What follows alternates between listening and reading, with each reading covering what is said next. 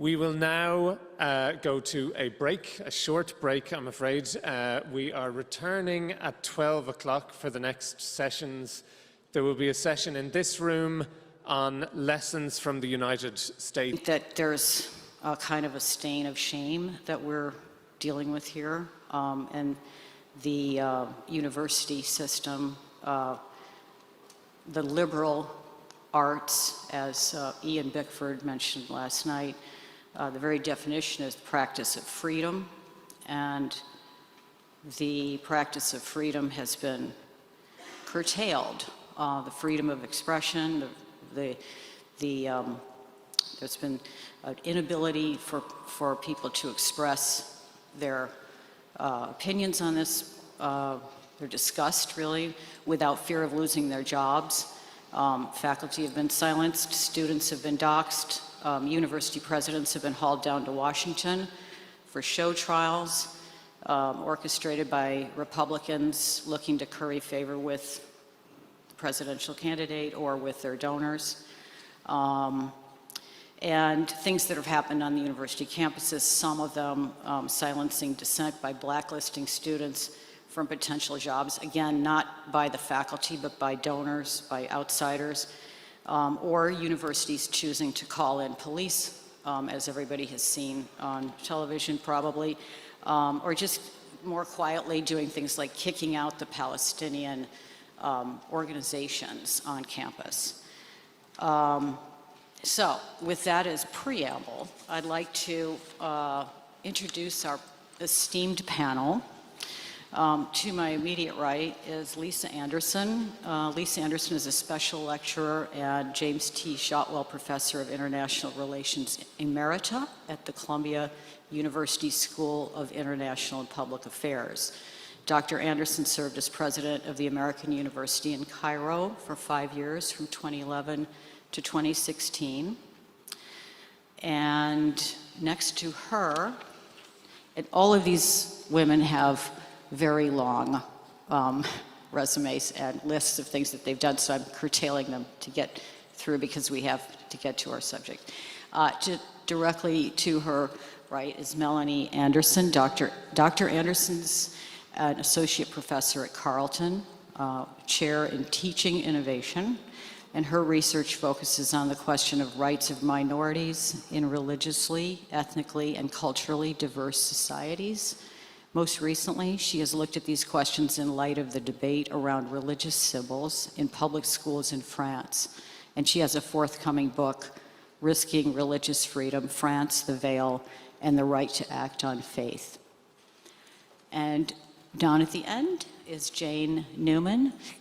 Dr. Newman is a professor of comparative literature at the School of Humanities at the University of California, Irvine. She's an author and a professor. Her primary fields are Renaissance and early modern English, French, German, Italian, and Neo-Latin literature and culture. She's also won a Fulbright, Guggenheim, Humboldt, and many other awards. So thank you all for being here, and thank you, panelists, for getting prepared earlier this morning. We have a lot to talk about. We're going to try to keep this within the time frame, and I'm going to not cut you off, but we're going to stay within 10 minutes, so just keep that in mind. We're going to keep every topic we'll have 10 minutes to go through, and we'll try to open it to the audience with at least a half hour for discussion. We're going to keep to that. So, because we want to know what you all want to know. So we're going to start with Lisa and Jane are from different coasts. Lisa's on the East Coast, where we're from New York. Jane's on the West Coast. We talked a little bit about how geography doesn't matter that much now with the internet and so on, but there were events that occurred at your two institutions that I'd like you to sort of address and talk about how the narrative maybe was correct in the media, the coverage of what happened at Columbia and at the UC universities in terms of the protests. So, Lisa, would you like to take it from there? Let me start by, first of all, thanking all of you, thanking the panelists, thanking SAR for putting us all in the same room at the same time, and remarking that both in thinking about lessons from the United States compared to lessons from other parts of the world, and in thinking about particular universities, I'll be talking about Columbia a little bit compared to other universities in the United States, Tolstoy's reminder is worth keeping in mind. All happy families are alike, and all unhappy families are unhappy in its own way. So Columbia is unhappy in its own way compared to other parts of the United States, and the United States is currently unhappy in its own way. So I think it's important to keep in mind that one of the things we're going to be trying to do is sort of identify some of the specificities. I think, so Columbia is a major American research university. It's private. It's one of the oldest universities in the United States, having been established in 1754, before the United States itself was established. And it thinks of history as particularly important. So the reaction to October 7th on campus was actually very quick and very early, quite vexed and contentious. One of the things that was surprising, and Nina asked us to reflect a little bit on whether we were surprised by what happened on our respective campuses, was what surprised me was not that this was going to be contentious. My professional background is as a political scientist who works on the Middle East. So of course I'm accustomed to contention, both in the region and about the region. So that didn't surprise me. But what did surprise me was how quickly the university sort of broke and fell into shards, if you will, as people began to think of themselves not as members of a common enterprise, but as stakeholders. So they thought of themselves as having an interest in what the university was doing that was somewhat independent of the interests of the university as a whole. So very quickly, employers said that they didn't want to employ some of the students who had been in the protests. And donors decided that they didn't want to be funding the university. Students obviously felt that they needed more education and more attention than they were getting from the university itself, and so forth and so on. Faculty felt, I think, legitimately that they had not been consulted enough about what the university administration was going to do and so forth. So there was a very quick and quite deep disaggregation of what should have been a community of learning and thinking and debating and so forth and so on. The debate part of the experience was pretty attenuated. So that's probably what surprised me the most. I'll say one other thing that surprised me, and this is more about me than about the university.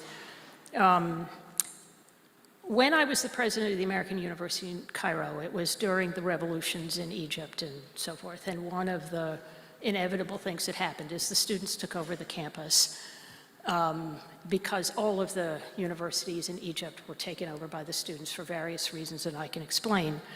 In any event, the students took over the campus of the American University in Cairo, so the emergency management team of senior administrators would meet every morning and try and decide what to do about the fact that we had no campus to have access to, classes were stopped, everything was on hold.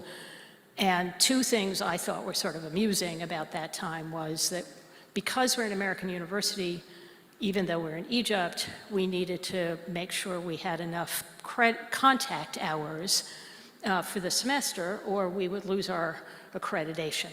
So this wasn't something that the revolutionaries cared about very much, but I cared about contact hours. So very kind of counting the minutes. But the other thing is that many of the administrators in Egypt at AUC are Egyptian, and then there are people, Europeans and Americans and so forth. So we'd go around the table every morning and say, what should we do? And somebody would always say we should call the police. And I always said what I firmly believed at the time, which was American universities don't call the police on campus. And we didn't call the police, and we negotiated our way through this, and just on the verge of losing the accreditation, we had the last contact hour, and we met, and so forth. So it was in a sense, it was a successful outcome. But I then came back to the United States the semester that the UC Davis president had the students pepper sprayed. And that was the beginning of my realization that my assumption that American University don't call the police was wrong. To see Columbia's campus with riot police filming themselves for a promotional video on how they were going to address terrorism was terrifying. Thank you.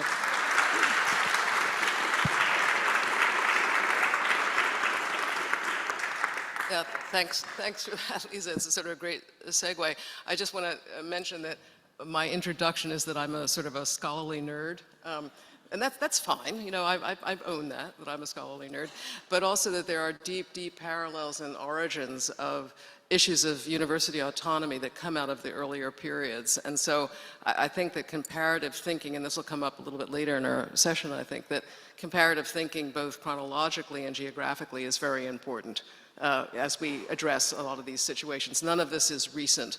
I think we're you know, thinking that these questions of university autonomy and so on are recent things. They're not. There's a very long history, right, of the university sort of struggling to have autonomy. So the question was posed about the differing geographies of the East and the West. You know, the United States is a very large country, right? Lisa was focused on the East Coast, on the Columbia situation. I'm in California, totally other coast, right? In a state-funded school, or allegedly state-funded school, right? With the state having eviscerated the budget for higher education in California for many, many years. And so, you know, the question would be, were there differences between private universities and public universities, state-funded universities? You know, did it, in a very, both of these states are very blue states, actually, very sort of allegedly progressive states, right? So that's actually creating similarities. And it turns out that there are more similarities between the public and the privates in this particular situation than we are usually given to think.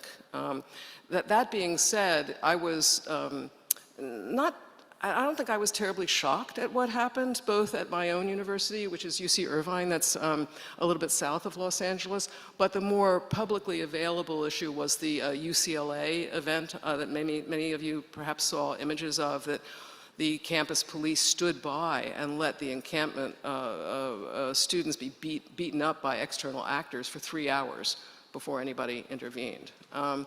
And so, you know, it was a kind of a shocking thing. And I was actually in residence on the East Coast when this was all happening on the West Coast at my university, but I was watching it being live streamed as riot police came into the campus, full garb, right, and started attacking, you know, a student encampment, maybe of about 100 students, right? And just massive, massive numbers of cops.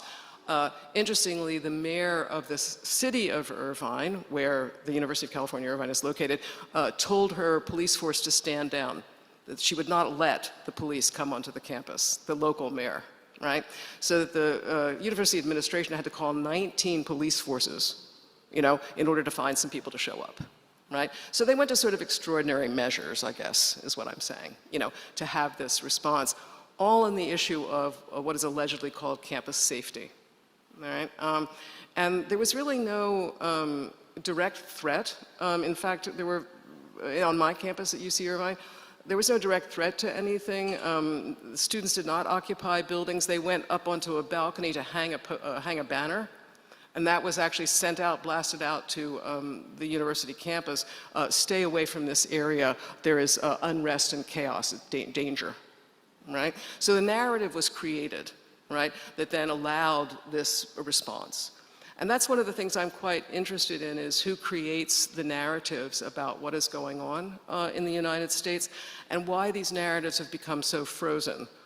Who is the agent behind the freezing of these narratives, who are interested in, for example, taking aim at an elite university like Columbia, Why is it that Columbia was all over all of the media, right?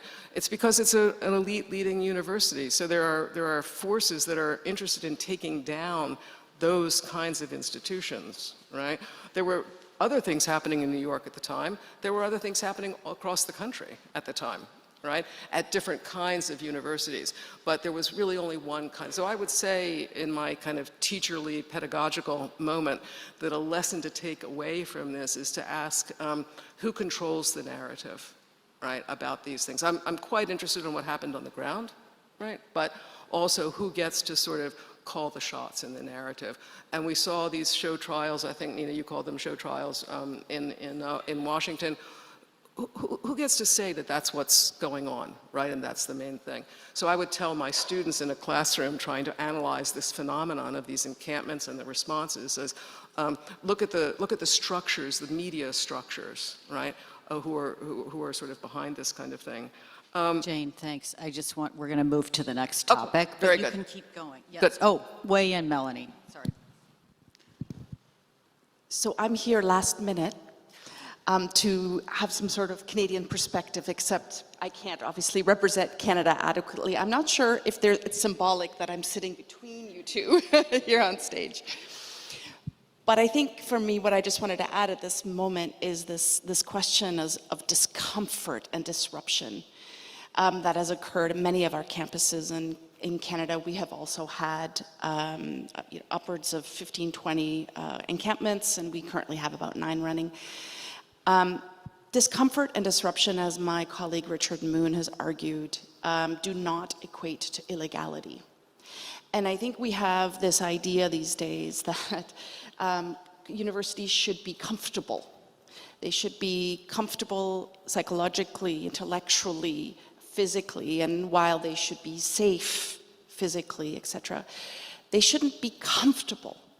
We should be questioning. And so for my part, having not witnessed over the duration of my career a student protest of this size and scale and thoughtfulness, I welcome it because I welcome the discomfort on my campus. And I support the protesters that are currently ongoing and that are seeking changes in their communities and the wider world and connecting those concepts. So, small. Thank you, Melanie. We can get back to some of these issues, but I'm trying to keep the program moving forward. The next question I have, and again, everybody should just jump in on this one, is, the title of this is, or the subtitle was, "Is the U.S. exporting a bad model?" And that kind of presumes that we did at some point export a good model. And so I just want to throw this open to the panelists. In what ways did the U.S. Has the U.S. university system exported a good model or been a role model? And certainly it has in some ways, but and what has happened to that model?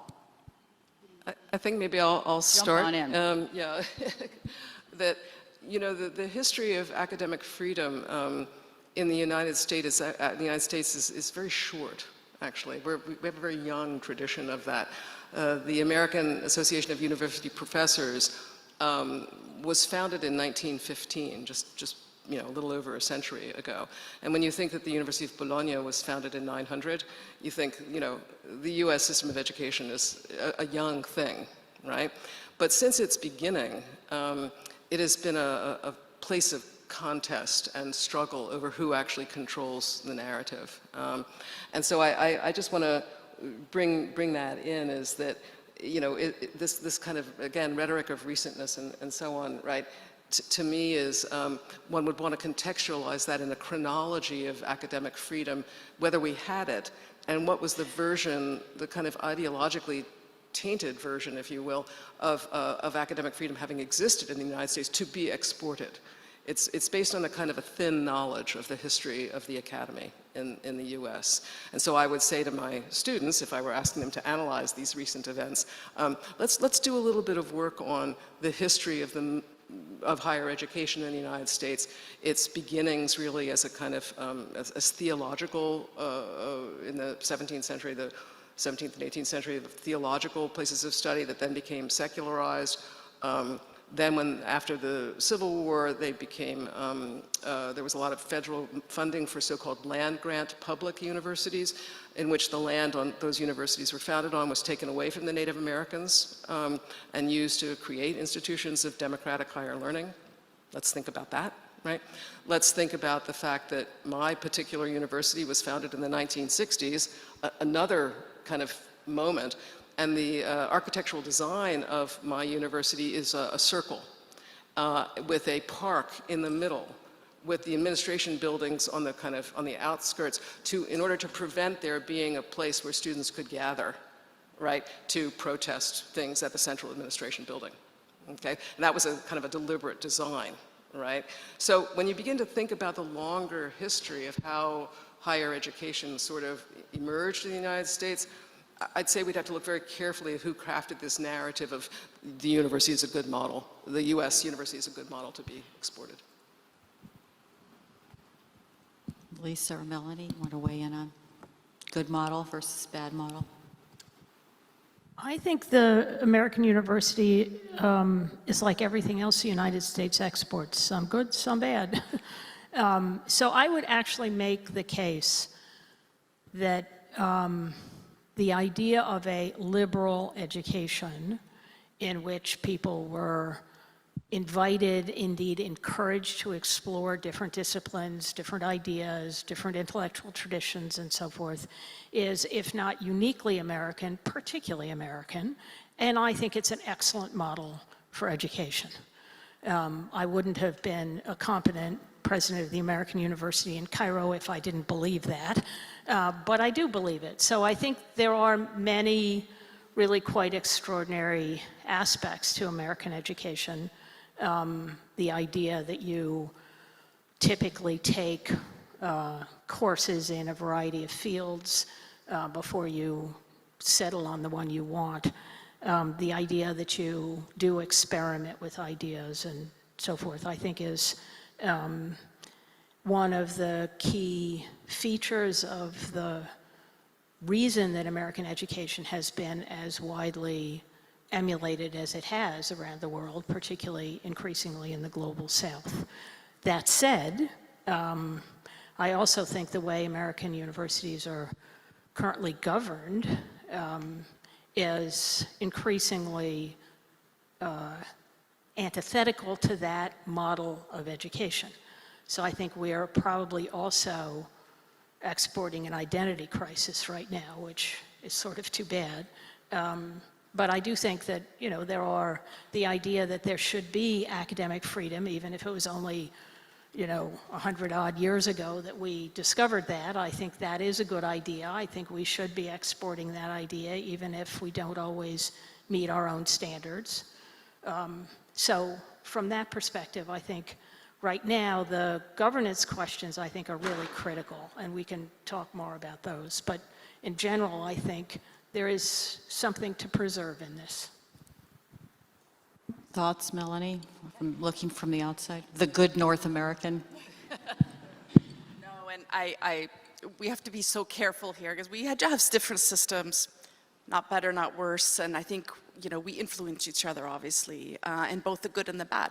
And so while we have a different model, you know, one of the things I have always lamented is that we don't have a good liberal arts education in Canada that's not offered widely across Canada at the different institutions, where you have that opportunity to really expand your ideas, your framing, your horizons. And that's something that I've always admired and witnessed during my time in the US. That is the kind of model of education, I think, that is a way to the future, even though I think I'm speaking against the trends here. because the question often asked is, what will I get out of it, the education, right? Or parents are asking, what will my child be able to do after year 4, right? But my answer to that is your child will be able to think, to be critical, to write well, to present, but I'm not educating your child for a job. And that, you know, that really sparks a tension point between those that are looking for this, right? And so this is getting a little bit off topic here on the panel, but all to say that the question of the mission of the university really ties into so many of these different elements, and what the university is protecting when they call in the police, when they call on, in the case of Canada, injunctions to give a veneer, as one of my colleagues has said, give a veneer to their actions rather than actually standing by, you know, calling in that power and that force to break up the encampments. Thank you. I'd like to move on to, Can I just Yes. respond a little bit to that?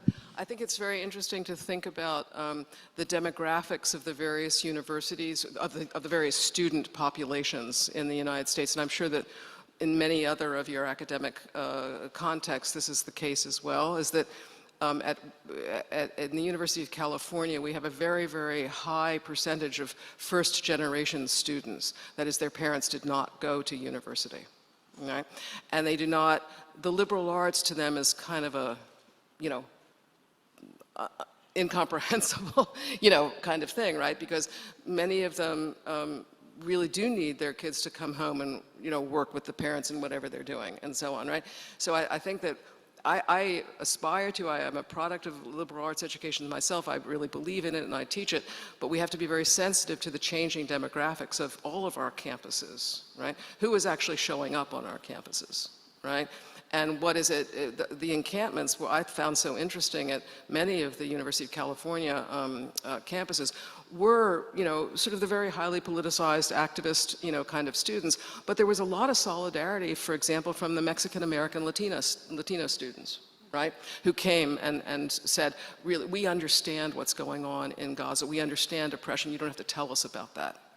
Right?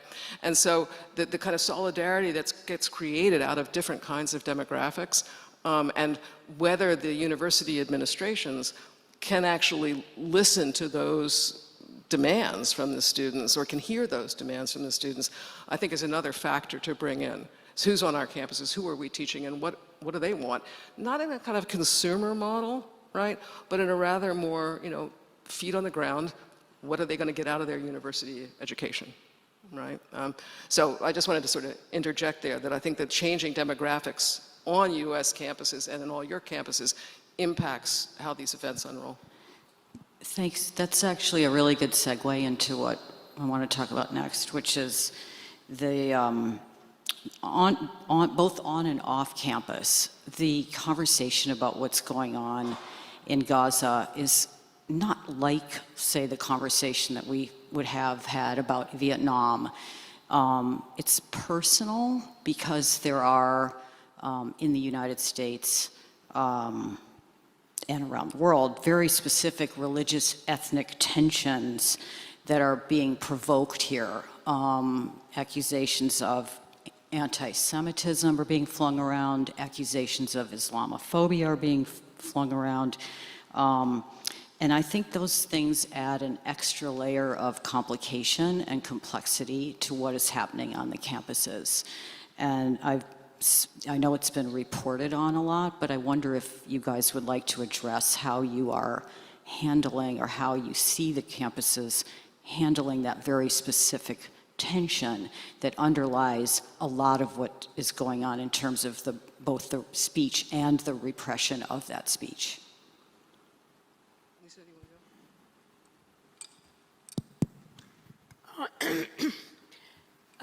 Keep in mind that Columbia is in New York City, and New York City is one of the biggest Israeli cities. That is to say, numbers of Israelis living in New York. So issues around the Middle East broadly, around Israel and Israel-Palestine and so forth, have always been particularly sensitive in New York and particularly sensitive at Columbia, as is also true of other universities in New York. And so this is, from that perspective, not that new. It's new for a reason I'll get to, but there have been controversies around Middle East studies at Columbia for decades. After 9/11, there was a lot of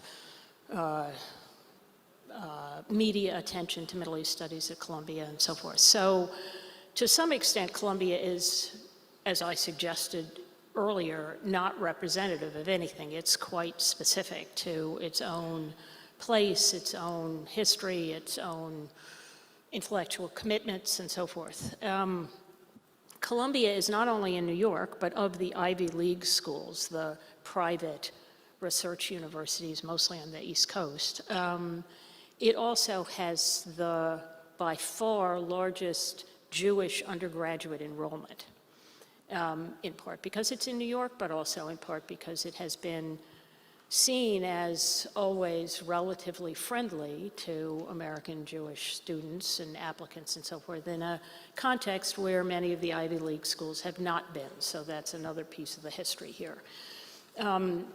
So I think part of what has happened at Columbia is that it's opened a fissure on the campus that is actually a reflection of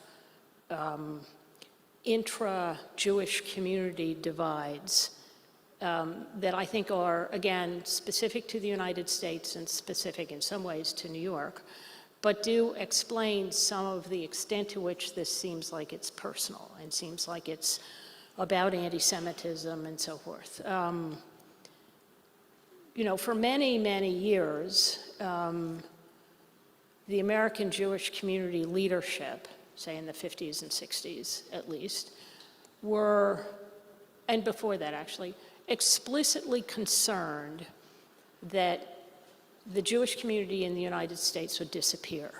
Not because there would be pogroms or a Holocaust, but because there would be such profound assimilation that there would be sort of a disappearance of Jewish identity in the United States, that this was the other side of the coin of, so how do you sustain Jewish identity? Well, that was one of the roles that Israel and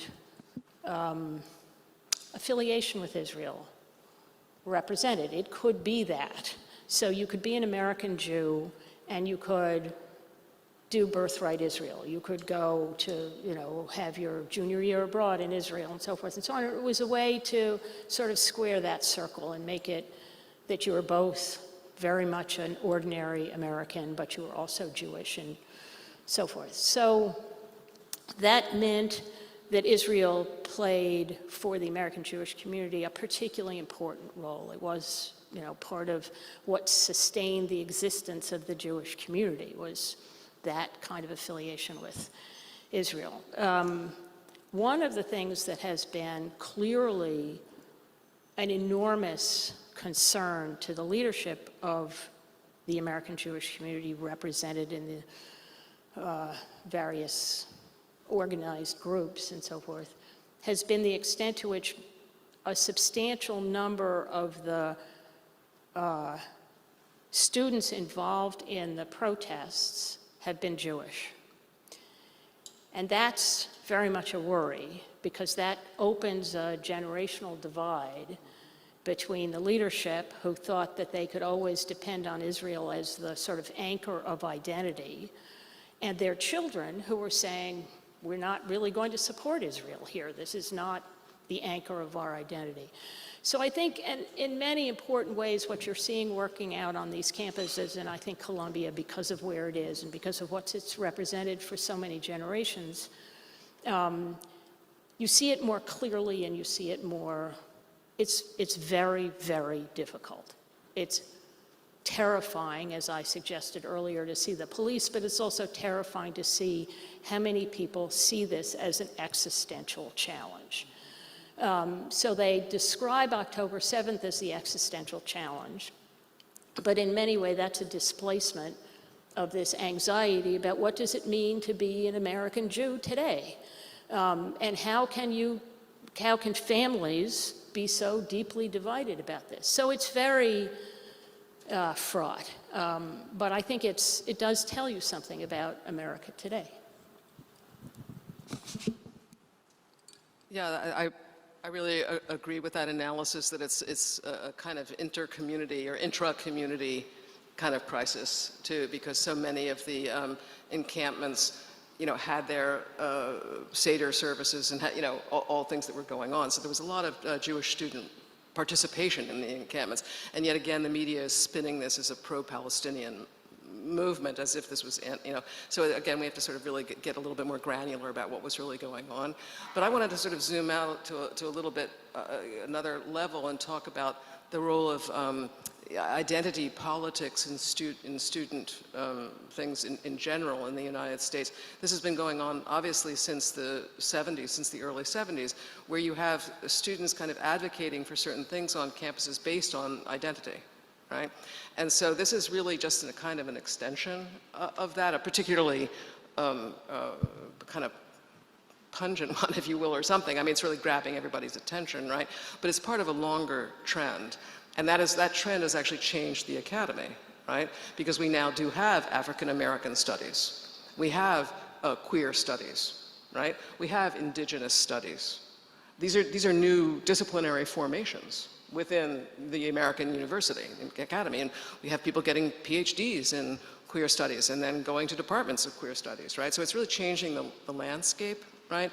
And so I think it's part of a longer trend of the way students conceive of their learning, if you will, right? So I'd like to kind of just insert it as not being particularly, it's not strange to me that you would have this kind of response. What I find strange is, that we, certainly there would have been a place after George Floyd and so on, and Black Lives Matter, or Me Too or whatever, to really have had universities kind of ramp up their sensitivity to certain people feeling threatened on a campus, right? And there was some response, but nobody got dragged in front of Congress to say, how come you're not doing more for Black studies, right? So I think we need to kind of think about the landscape really of all of our curricular developments over, say, the last 50 years, and insert this in that as well. Thanks. Do you want to say something about the identity issue? Yeah, to draw on, and I agree with both of your assessments, and to add that with the rise of identity and the recognition of identity, multiple identities, hybrid, intersecting identities, and the challenge of being labeled as one, but also recognizing yourself in other camps, either ideologically, historically, religiously. I think the conflation, and we see this particularly with definitions of anti-Semitism, but also with Islamophobia, we are conflating race, we are conflating religion, we are conflating statehood and what that means. And that's a very, I think, dangerous conflation that we need to work out and sort out very thoughtfully. Thanks. That's a good segue into the next question or topic, which really has to do with what's happening on campus and how faculty and administrators and students define the rights and responsibilities that go with discussion, protest, expression, how we talk about complicated ideas. I should mention here that Scholars at Risk you guys have participated in putting together a document that will kind of be hopefully useful to administrators in terms of dealing with these questions. But if you could just go through a little bit of how you have defined the rights and responsibilities of students and administrators in terms of protest and expression. for Yeah, people. I draw attention to that document, which was put together by Rob and several other people. It's on the conference website. If you could go down, you do your QR code thing, right? And you go down to those buttons, you'll actually see it there and you can access it there. And I think there's some very useful distinctions and definitions there, right? Between freedom of expression, freedom of assembly, academic freedom and so on. And I think we really forget what it is that we're allegedly defending, with academic freedom, which is as you said, Melanie, the freedom to debate from an informed, germane perspective. And also to have it be evidence-based, fact-based, not what's called, there's a term, but viewpoint-based discrimination against ideas. That is, what the content of your ideas will be the reason why you are being rejected, right? We don't want to go there with academic freedom. We want to make sure that multiple conflicting viewpoints, right, are able to be entertained. And so I think that would be somewhere where I would go, is I would point to some of the unpacking that's done in this document, so you don't have to kind of reinvent the wheel about what are the distinctions between freedom of, and what rights, and both in terms of domestic rights in the United States, but also in all of your countries, the legal rights to freedom of assembly and so on, and how those are being abrogated, in fact. And what recourse do we have? Legal recourse do we have to that kind of thing? And also international human rights, right, and freedom of academic inquiry and so on. So I think there are lots of documents out there that can help us frame what these questions are and kind of try to unfreeze the narrative about what's actually going on in these encampments, that it is a contest against academic, or it's a protest, I'm sorry, I'm using the wrong words. It's an attack on academic freedom at the highest level, right, to say that we can't have a conflict of opinions on a campus. And I'm just reiterating what you said, right? Because if we don't have a conflict of opinions, what are we doing? We're just being, kind of a mouthpiece for some orthodoxy that's in defense of something else, like corporate profits or a political position or whatever it happens to be, but it's not about academic inquiry, right? So, and I think all of these documents really help us to take a look at that.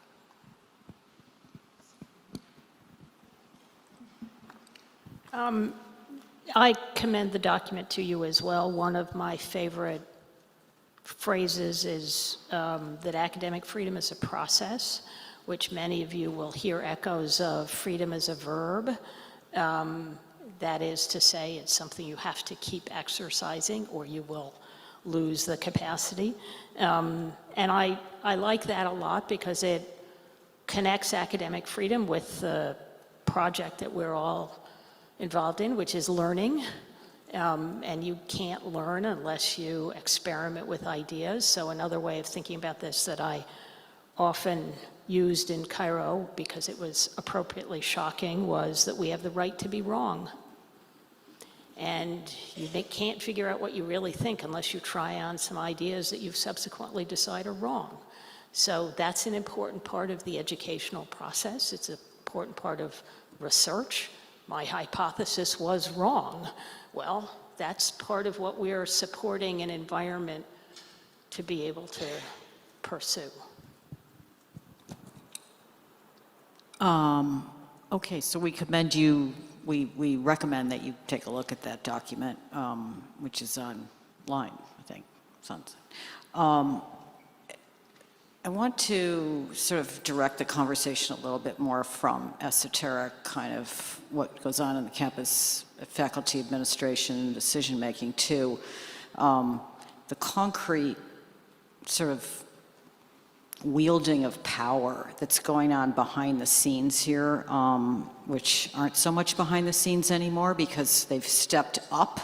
I'm specifically thinking of Bill Ackman and Harvard paying for, I think, that truck to go around with students' names on it and actually saying in public, when I know their names, they will never get a job on Wall Street.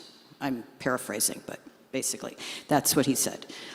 So I want you to sort of talk a little bit about are the U.S.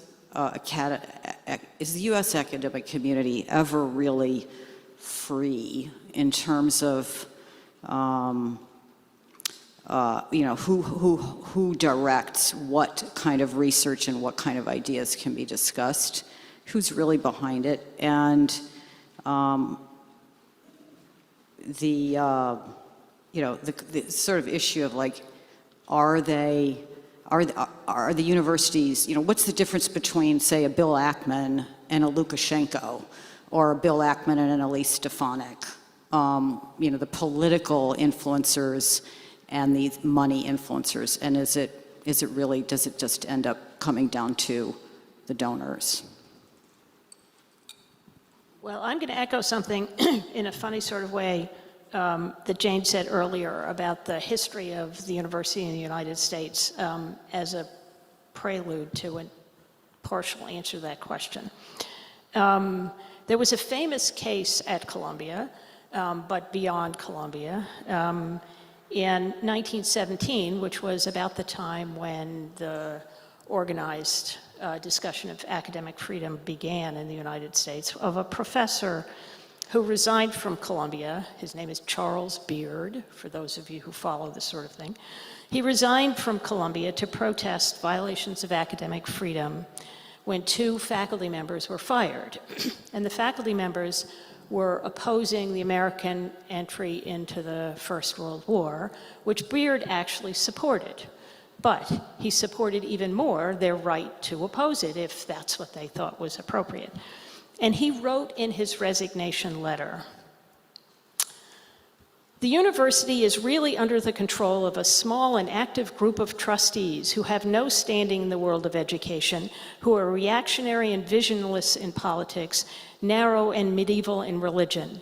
I am convinced that while I remain in the pay of the trustees of Columbia University, I cannot do effectively my part in sustaining public opinion in support of the just war on the German Empire." Nothing has changed except the just war part.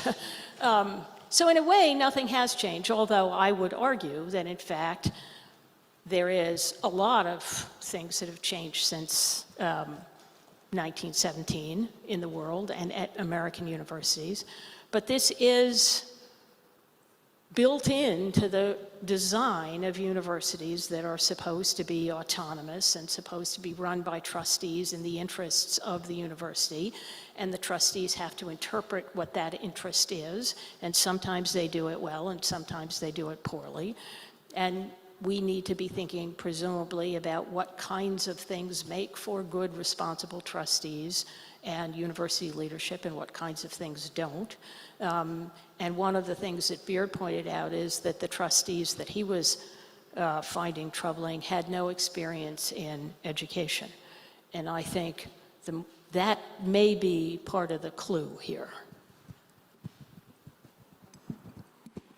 Yeah, I think you just have to think of the names of some of the leading private universities, and the point will be made. So Stanford, right, was basically an endowed by the Stanfords, right, or Vanderbilt, just think of them, right, and so money has always been at the kind of root of who actually supports, education in the U.S. And increasingly, I think, and it's also worth an analysis of the proliferation of private colleges and universities now elsewhere.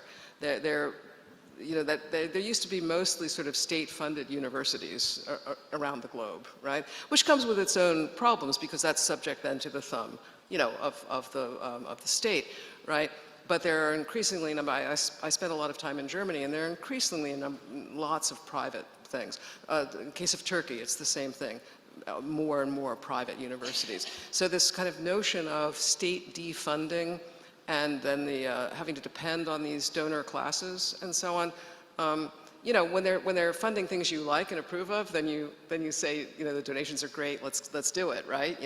When they're funding things that you don't agree with, you say, oh my God, donor oligarchs, terrible people, right? So you have to be careful with the analysis, but that balance between state-mandated funding and its own politicization, actually. You look at Florida these days, or Texas, right, where the states are actually defunding, massively defunding universities, and then what the private donors are able to do.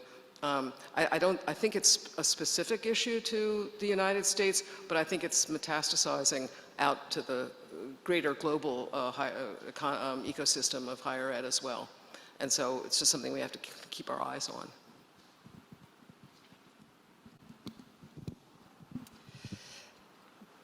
The more we rely on untenured, casual labor at the university, the more disempowered and I include them in faculty, the faculty will be as a whole. We've witnessed this post-October 7th, but we've witnessed this before. In 2021, we had a very well-known case of a professor who was going to be hired at U of T and was not due to outside political donor influence. And you know, the structure of the universities and the funding levels for tenure, and I will argue until I'm blue in the face of how important tenure is to sustaining and supporting academic freedom, but how we need more people who are tenured, less people who are disempowered through their contractual relationships with the university.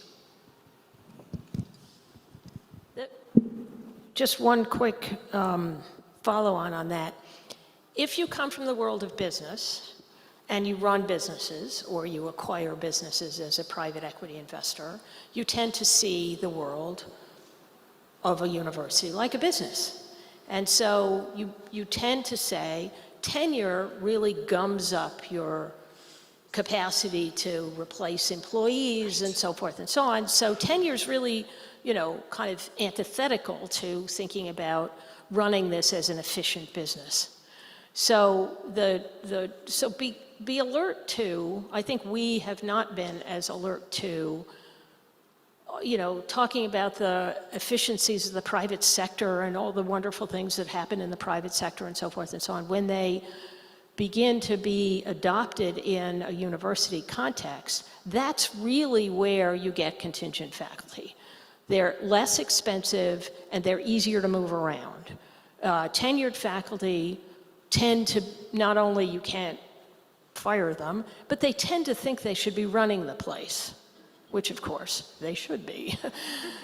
But that notion of shared governance and so forth and so on, if you're a business person, you don't share governance, you run the place, you're management. There's a mindset that works in the private sector when you're managing a private business, but when it's translated into a university context, it ends up with a lot of these sort of dysfunctions. Can I just add to that? Maybe you have noticed in the press and so on that there's been a real rash of unionization of students, graduate students and so on, really going back a decade or more, but then really sort of being ramped up. And I think it's just really interesting to think about the students are kind of learning that they're workers, you know, right, vis-a-vis management, right? And have gotten some really good settlements, in fact, which have really upended the funding models on the campuses. And so unionization in certain places, right, is people kind of buying into this model that has been imposed on the university, right, of management versus labor, right, and then kind of turning it against the university. So, and I'm all for unions, okay, and I'm appalled that there are so many so-called right-to-work states in the United States, and what that translates into is being forbidden to unionize. Right? So there are some places where it's illegal to unionize, for example, in North Carolina. And so it's like, what's going on there? You know, right? So we have to sort of think also about the power of unions in this kind of scenario, I think.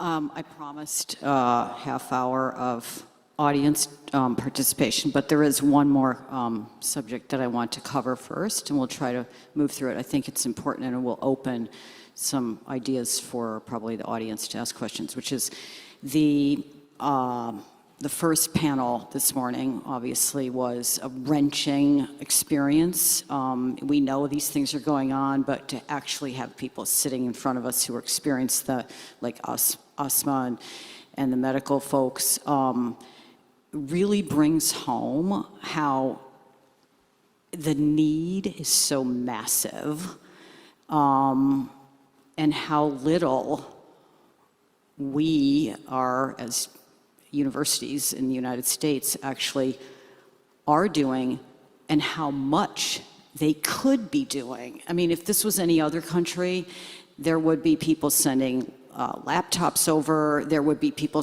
medical people would be going over, universities, especially this conversation about how desperate the teaching situation is. I think that you would see more assistance or collaboration. In fact, one of them did use that word. We need people to collaborate with us. The medical schools need collaboration. So I'd just like to open to you all the question of whether you see that ever happening. Under what circumstances is that going to happen?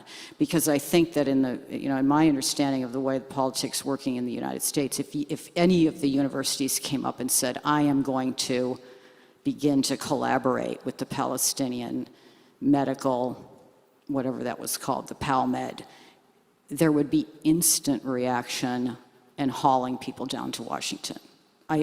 That's just my guess. Any disagreement on that or thoughts about how you might get around that?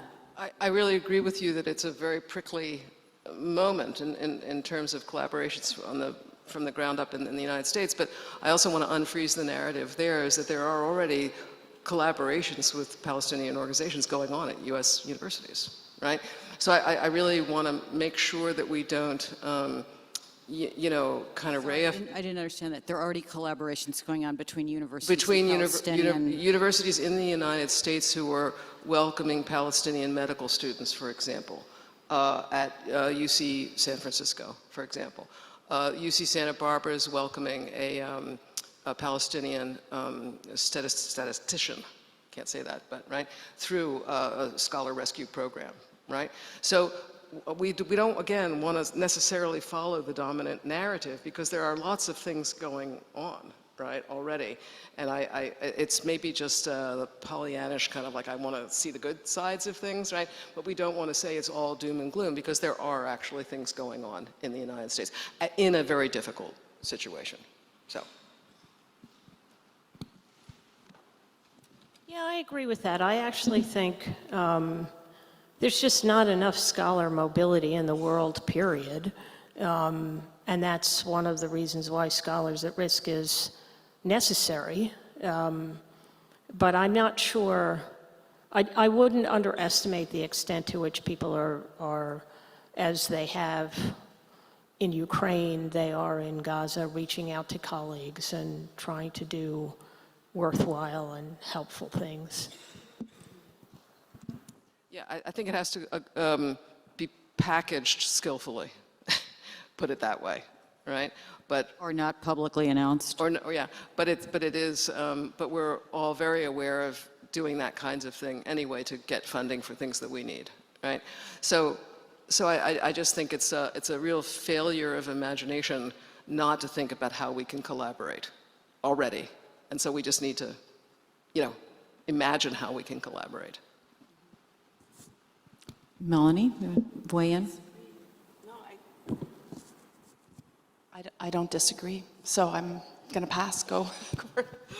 All right, well, we have about 20 minutes left, and I'd like to open the discussion to the audience questions. Anybody have any thoughts?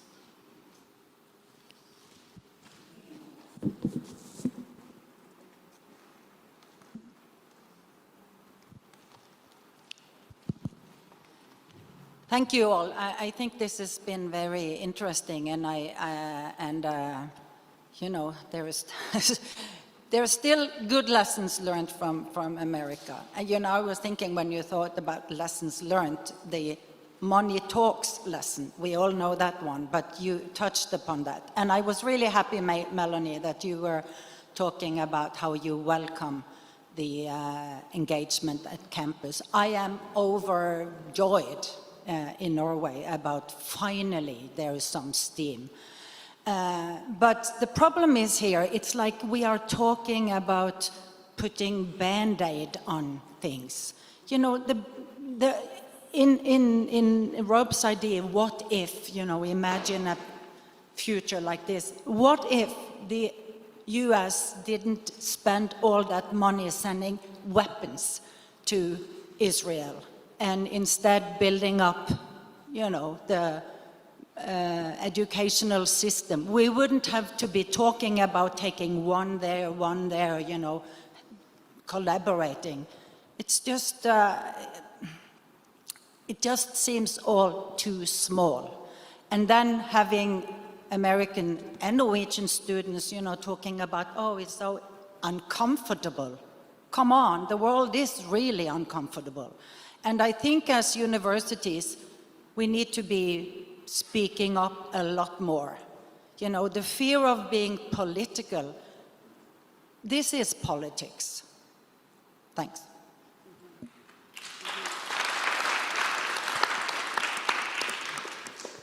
Hello, my name is Marit Egner. I'm from the University of Oslo.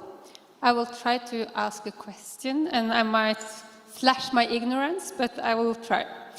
I will start with saying that in Norway, they recently changed the law on higher education so that the leadership of universities have a responsibility to protect and support the academic freedom of the staff.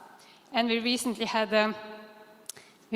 a case at NTNU, the largest university in Norway, where the rector had been criticizing staff members for criticizing a report, and the rector had supported rather the funders than the staff, and she actually had to leave office because she didn't have the support of her institution anymore. And then my question.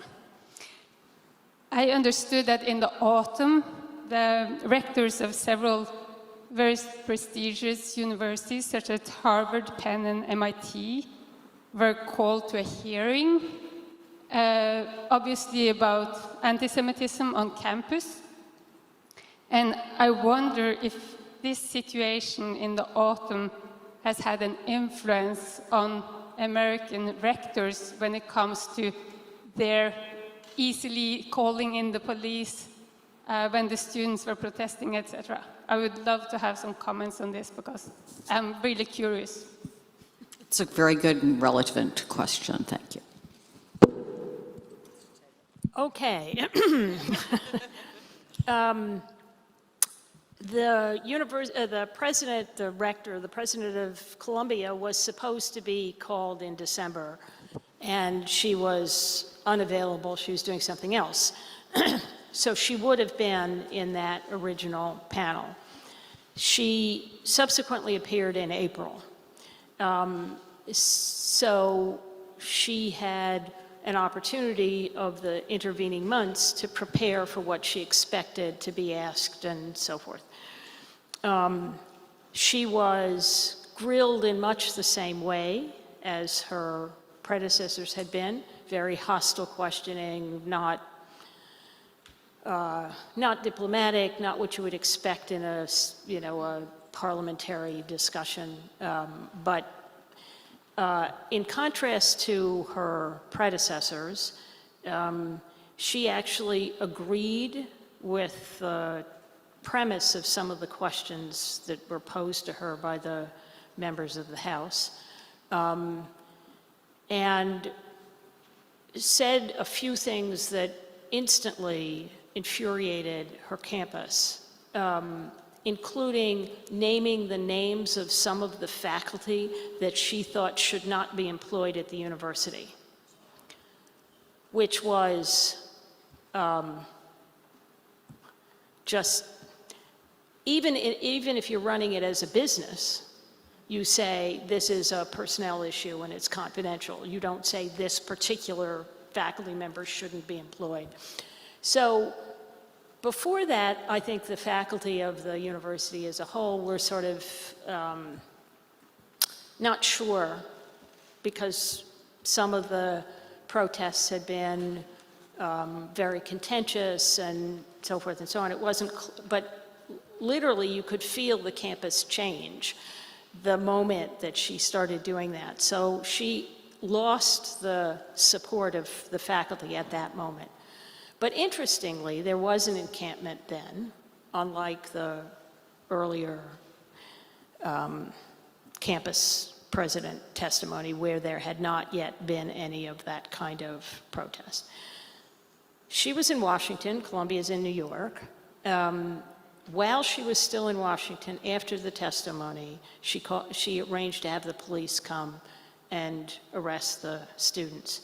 And the speculation, obviously it is, because none of us were in her inner circle, was that this was part of her effort to say to the Congressional Committee that Columbia is not out of step with what Congress wants. On all dimensions, it failed. She lost the faculty, she lost the students, she lost actually many of the administrators who didn't think there needed to be police on the campus at that point.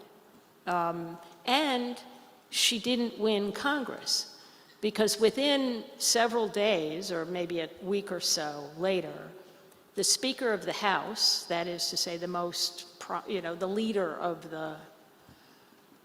that House of the Congress, came to the campus, stood in front of the administration building, and called that she should be fired.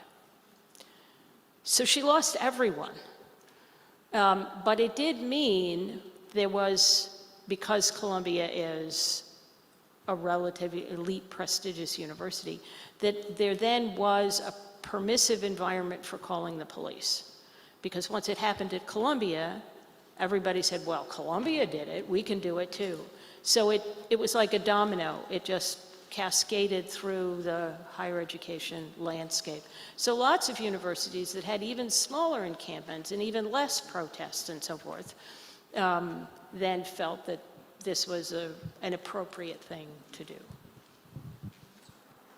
Yeah, I can just add to that there were numerous votes of no confidence in the rectors at various campuses up and down California, right? UCLA, the chancellor was going to be stepping down anyway, but he made it very clear that he was going to step down, but nevertheless the faculty censored him, right, and so on. So I think it does have a chilling, these kinds of things have a chilling effect. At the same time, the president of Wesleyan University, a smaller but private university, had a very effective interaction with the students. The University of Oregon leadership had a very, very effective, right? So I think, again, we want to not necessarily follow the way the media has represented these things, because they're, and somebody, the person who was just named the provost at Barnard, actually, came from Rutgers, where she had really interacted with the students in the encampments very well. And so the students in the encampments at Rutgers said to the students in the encampments at Barnard, yeah, she's going to be great, right? Because she'll talk with you, right? So I think that there were models, and it was just, again, I think, I said, used this in another context, it was a failure of imagination on the part of leadership to not understand what it was that the students were asking for and what was possible and not possible. So I think it's, there are good and bad leaders in every sector, right? And I think that we don't want to really go down the path of saying there are no good models for people engaging with students over such issues. You know, whether that was actually going to be possible that they could talk with the trustees about divesting from Israel and so on, right? But that they did say that there would be openness to that kind of discussion, right? And so, you know, there are models, I think. And so we don't want to necessarily kind of freeze what happened, you know? Yeah. Just to address your comment of, you know, the sustainability of this, I think that's a really, really important point. One of the, almost all of the encampments in Canada, and I think this is true of the United States as well, divestment was one of the key calls. And there was one encampment in Canada that called for a bigger vision of divestment and called on socially responsible investing, actually. And so I would really like to push on us to take the divestment issue out of the context of Israel-Palestine exclusively. And I understand the history here, I understand the longer history, but reframing it as healthy, socially responsible investing. I mean, if every university across the world, if we have to invest, right, if we have to go down that road, which we can have another discussion if that's needed or not, but that's another thing. How about thinking about the university and its funds as a way to make positive social change and impact on that front? That's been done before. South Africa, that is in the US context, South Africa. Certainly in the 60s in the military-industrial complex, that's what the students were calling for, right? And so, I mean, there's a great history of that push, and we just have to remind everybody of it. Yeah.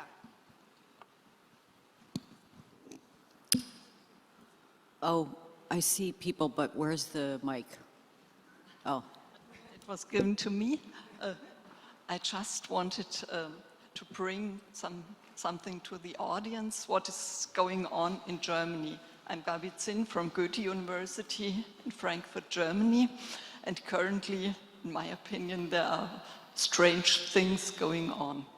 I don't know if you know that some weeks ago there was a pro-Palestine protest camp at Humboldt University in Berlin, and the mayor of the city, he ordered to empty the camp and to put everything down. And as a consequence, about 1,000 lecturers of the university, they signed an open letter to protest against this. And subsequently, the German ministry, they started to investigate if the funding of those lecturers could be withdrawn. And I think this is an incredible thing going on. And this has a political impact, and I don't know if sometime we can learn lessons from Germany. Yeah, and I would like to know your opinion about this. Yeah, I followed that and heard about that. I would contrast it with what's going on at the Free University in Brussels, for example, right? So, it's all local, all politics are local, yeah, no, right? but, and so... I think it's a general thing as well, because it shows how things are shifting and what can happen politically, and how it happens. And it happens very quickly, as we know. Yes, yeah. Thank you. Yeah, while we're waiting for that, I just heard the story about what happened at Documenta, because we haven't even talked about what's going on in the art world.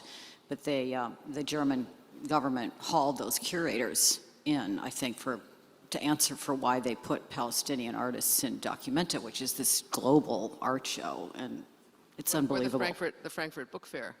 I don't know about the Frankfurt Book Fair. Withdrew the prize from a Palestinian author. Thank you. Just to add to this, to the German part of the story, the Freie Universität, the Chancellor of the Freie Universität, the Chancellor of the Freie Universität called the police himself, as far as I know, whereas the Chancellor of the Humboldt University was standing with her students and was trying to protect her students from police intervention, and then the mayor called the police. So two completely different things in the same city. And not all student protests in Germany are the same. We've had other protesters. They're pro-Islamic. They practice gender segregation when they protest.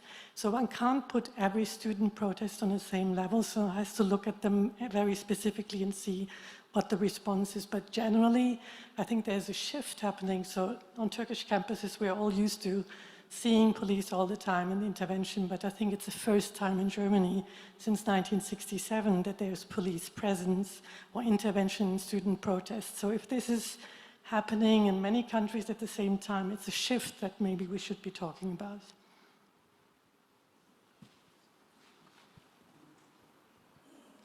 Hi. Sorry. I would like to change a bit the focus, and I could, not coming from the US, and I would like to know your perspectives or how you see it. So considering, for example, the increase of restrictive legislation in the US, for example, in the state of Florida, regarding the teaching of gender issues, anti-racism, syllables or bibliography, and how do you see the current scenario with the elections this year, and what could be like the potential impact of Trump winning, for example, in higher education, and how do you see it in other states? Who wants to take that on? I can. No, I have an opinion about that one. Right? And I don't have an opinion. I have an observation about it. Right? Is that I would say to you that ever since I began doing Scholars at Risk work in the University of California, people have been saying to me, when are we going to define scholars at risk in the United States? Why is it just, people elsewhere, right? And I'll bring to your attention that the University of California at Berkeley now has a Scholars at Risk program for scholars from Florida, okay? Where it's within African American studies, there's stipends, right, for faculty from Florida. And I find this a very interesting development in terms of something I did want to say, is that what I find so useful about having this discussion here and having the other lessons from Gaza, Ukraine, Afghanistan, and so on, right, is that it forces us to engage in what I call elliptical thinking. An ellipsis is like it's not a circle with one center. An ellipsis has kind of two focal points, right? And we're always having to go back and forth between, what happened in the United States, in Florida, right? What happens in Minsk and Belarus, right? We have to kind of keep on talking back and forth. And what I was so struck by in the Gaza panel this morning was how much we have to learn from, that is we in the US, have to learn from our colleagues in Gaza who are living under permanent pressure, on higher education, right?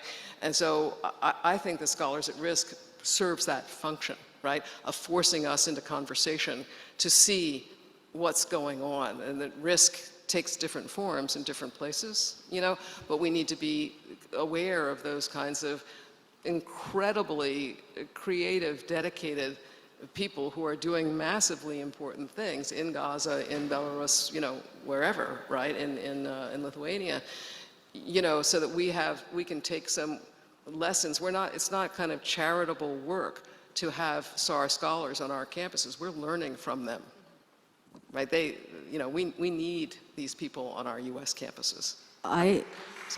Thank you. I see more hands up, but Frank has told us that our time is up. So people are pointing to each other, but maybe we can carry this out into okay, one more. There. Yeah. What has any of this, I'm talking about the protest movements, achieved on the ground for Palestinians in Gaza? Aside from, helping individual scholars from Gaza, which you don't need protest movements to do, if that's what you want to do, what has been the result of all this on the ground, in the unfolding of the war? Any pressure on Israel, ceasefire, any of that, divestment, what impact, even if it was followed through, what impact would this have on Israel's prosecution of the war? And if all of this was not about that, which you haven't talked about at all, you've talked about academic freedom, you've talked about donors, you've talked about the American higher education system, the impact, et cetera, et cetera. If it wasn't about that, then what was it about? I think that's an incredibly relevant question. Why was this able to, call up, there's a lot of unrest on university campuses in the United States anyway, rising fees, the professionalization of the leadership class, right, that is no longer academic. So there was a kind of a tinderbox of kindling on many US campuses of disaffection by students and so on. So I think that this issue was landing in a place where students were ready, actually, to challenge what was going on in the university. Does it take a little bit of a longer gestation time to change an institution? Yeah, it does, right? Institutions, by definition, are conservative. They conserve the structures of the past. But the fact that the students are waking up again, if you will, I think is a really great sign. And I think that it will have, I think all of the administrators were waiting for graduation, were waiting for the students to leave campus. They were happy that it was happening in May, right? You know, because pretty soon the students would be gone. But many of the students are really very committed to these issues, and it's not going to go away, particularly as the election season heats up when they come back to campus. So I think it's one of those stay tuned moments. Like, I think it's going to have an impact when people begin to organize politically, you know, on campuses, when students finally get voter registration going again and so on. There'll be bigger turnout, I think, student turnout in the elections, also for local things, but also for federal positions. And that will make a difference on policy, ultimately, but it's going to take a while. But it's started. Yeah. Briefly. First of all, thank you for being our moral compass. I appreciate that. I appreciate your question. Big picture, has it shifted? Certainly not in Canada. Micro movements politically and socially in terms of activism, absolutely. Will that have longer term effects? We can only hope so. Yeah, very little different. I think this was an issue that had ignited dry tinder on campuses. It could have been a different issue, but this was the one. So the expectation that there would actually be a discernible impact on the situation in Gaza is probably a mistake at this point. That's not, it's what it's about, but it's also in the context of complaints and concerns about the United States and about universities in the United States. I do think it's going to get worse before it gets better, because it will, in the fall, be conflated with the American elections, which are going to be very, very fraught. That said, for those of us who do care about Gaza, it took the protests against the Vietnam War quite a long time before the United States folded, but it did fold ultimately. So I do think it's partly a matter of our time horizon. I just would like to add, thank you for bringing it back to the concrete. I mean, we did talk a little bit about the potential for collaboration and why that's not happening, but what your question really, the answer to me is, this is the narrative, before this happened, before the students started to protest, before October 7th, there was no discussion of what's going on with Palestinians in the United States. And I'm a journalist, I've been in and out of there in the years past, where you could see what was going on. It was not breaking through in the media. The New York Times would not cover it. The New York Times knew about those things that were happening on the West Bank. It was rarely covered until a month ago. They did a huge story about what the settlers are doing, and this has been going on forever. It opened a crack in this wall where I have to say the Israeli government had worked very hard to keep this conversation from happening. That's the thing that's changed. Other than that, are we stopping the government from sending bombs over there? I'm sorry to say that we're not, as much as we would like to see that happen.